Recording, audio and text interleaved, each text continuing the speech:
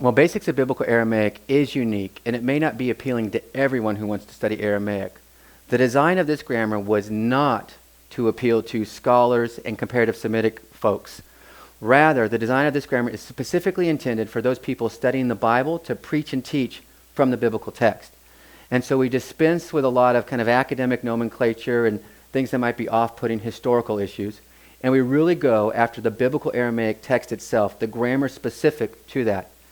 So the approach is unique in the sense that our target audience is very specific, and we've intentionally neglected a broader audience. There are grammars out there for those audiences, and I didn't want to redo what they've already done. Secondly, we've included more in this grammar than really exists in other grammars. In addition to the grammar itself, it does include exercises, but it also includes a full annotated text of all 269 verses.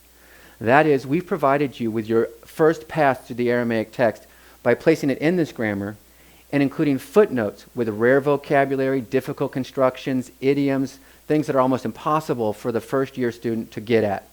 And that way, you'll move through it smoothly and you'll enjoy the process more. And you'll actually recall the stuff you're learning because you're learning it in context. There's also a full lexicon at the end that includes every Aramaic word in the biblical corpus. So it's a grammar, a lexicon, and a full annotated reader for the sole purpose of helping students learn the biblical Aramaic text. To the lecture for Basics of Biblical Aramaic, Chapter 16, the Pa'al infinitive construct. Now, as you know, the Pa'al stem in Aramaic is used to indicate the simple action with the active voice. The infinitive construct is a verbal noun.